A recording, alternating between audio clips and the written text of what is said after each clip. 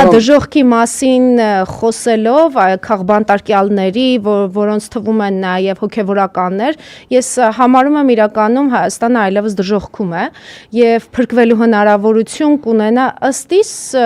ընտրությունների արդյունքներով։ Բայց չմոռանանք երեք ինչ օր էր, որին էլի ես ձեզ եմ անդրադառնում, որովհետև ցավոք սրտի թե ուրախություն ամեն ինչում այդ մասնակցությունը կա։ 3 ամսի 20-ն էր, փետրվարի 20-ը։ Այսօր 21-ն է արդեն, խառնում եք։ 20-ն էր Արցախյան, Ղարաբաղյան շարժման 38-րդ տարին է, 38, չէ՞ կարծեմ։ Եվ հիմա փորձենք հասկանալ։ Հիշում եք Նիկոլ Փաշինյանը ինչպես էր հենց երբ եկավ իշխանության, ասում էր, ինձ ասում են, զրպարտում են, թե ես գալիս եմ Արցախը տամ, բայց Արցախը Հայաստան է եւ վերջ։ Հետո հենց այս Արցախյան կարծեմ 21 թվին էր, որ գրառում էր կատարել, թե սա ոչ միայն Արցախյան շարժում էր զարթոնքի եւ մեր ուժի, այլ նաեւ Հայաստանի եւ այլն եւ այլն։ Հետո պարզվեց, որ իրականում Արցախը մեր վզին թոք էր կապած եւ այդ ուժերը, չգիտեմ ինչ ուժեր, գաղտնի ուժեր, որոնք Հայաստանի ինքնիշխանության ոտնահարումն էին ուզում եւ նսեմացումն էին ուզում, իրականում կապել էին մեր վզին Արցախը որպես թոք, որպիսի մենք չունենանք անկախություն, չունենանք ինքնիշխանություն եւ մեծ ըմբրկիչ Նիկոլ Փաշինյանը եկել է փրկելու եւ այո զոհել են Արցախը, որպիսի Հայաստանը ձեռք բերի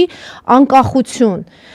Եվ դա ձեռք է բերել մեծը Նիկոլ Փաշինյանի ձեռամբ։ Հիմա մի փոքր այն պատմական ակնարկ կանենք առասարակ Արցախյան շարժման։ 88 թվականի շարժումը, որ սկսվեց, ես կարծում եմ այդ օրվանից մինչև Նիկոլի այդ թոքի մասին խոսելը, նույնիսկ մեր մոտ ոչխարների վզին թոք չէին գցում։ Նիկոլի ինչի է թոքից խոսում այդ դեպքում, պարանից էլի, որտեվ իր վզին գցել են։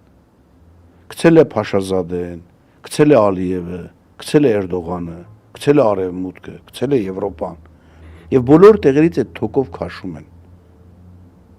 Այս մարդուն դրած չորկոտանու տեղ վզից թոք են գցել։ Հիմա ինքը մի ոց է անում, ասեց Արցախը Հայաստանը ու վերջ, ու տվեց Ադրբեջանին ու գնաց ստորագրեց։ Հիմա որ ասում է, որ Արցախը մեր վզին թոք էր, նշանակում է իր վզին թոք է գցած։ Եվ այդ թոքով Իրանից պահանջում են մեկ բարձ լուծում։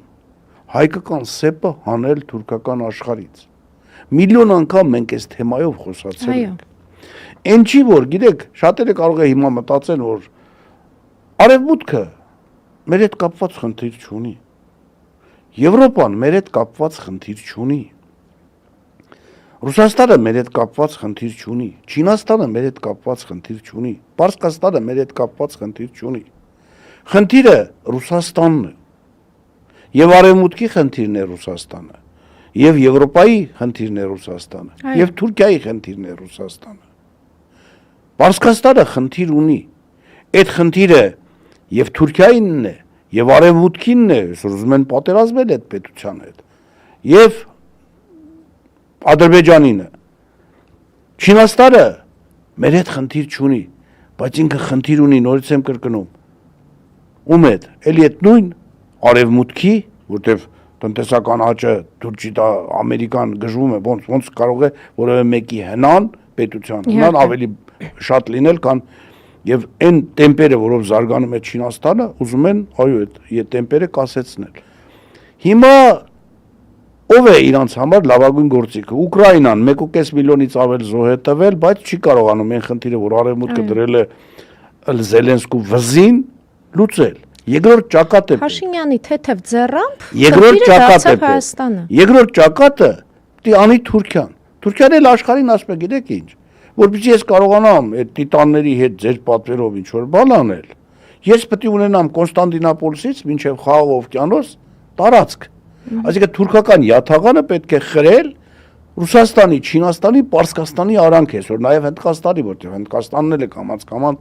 մեծ թափով զարգանում, դա էլ Արևմուտքին եւ եվրոպական երկրներին ձեռ չի տալի, նաև թուրքական աշխարհին։ Ուրեմն Կոնստանտինոպոլսից մինչև Ույգուրներ, Խաղաղ օվկիանոս։ Եվ այդտեղ միակ սեպը, միակ խանգարիչը Հայաստանն է, որ թուրքական աշխարհը չի կարողանում միավորվել Թուրքիան պահանջել է այդ երկրներից, արևմուտքից, բոլորից, որ ախպեր, այս սեպը պետք է հանեք։ Այսինքն արևմուտքին, եվրոպական երկրներին, Թուրքիային, Ադրբեջանին, Իսրայելին, Ուկրաինային, Հայաստանը որպես սուբյեկտ պետք չի։ Հայաստանը պետք է վերանա, որ թուրքական յաթաղանը ձգվի Կոնստանդինապոլսից մինչև Խաղաղ օվկիանոս։ Հիմա ում ձեռ չի տալի, որ այդ սեպը դուրս գա։ Պարսկաստանին, Ռուսաստանին, Չինաստանին, դեռ Չինաստանին չի ասի այնքան։ Այսինքն պատմությունը ինքն է քեզ բերել մի վիճակի, քո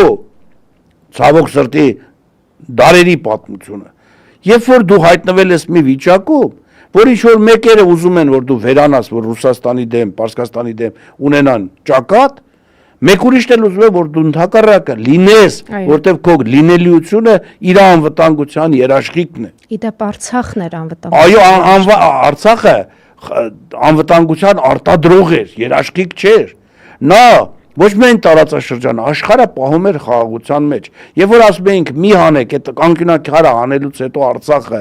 ամբողջ աշխարհում սկսում է խզրություն, որևէ մեկը չէր ուզում հասկանալ, որ այդ փոքրիկ Արցախը, այո, խաղաղություն,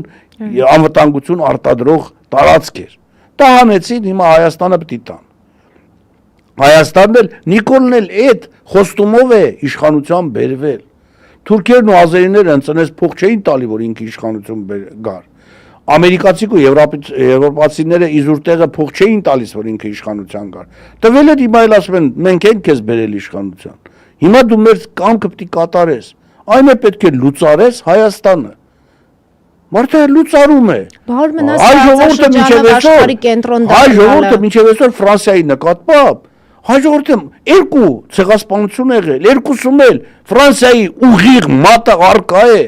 Իդեպ գալիս Կիլիկյո 300,000-ից հայկական գաղթօջախը ջախջախեց։ Արցախն էլ ինքը այս պեդոֆիլիայի զոհը, Մակրոնը դե պեդոֆիլիայի զոհ է։ Մակրոնին դատի կտա։ Դե չան եմ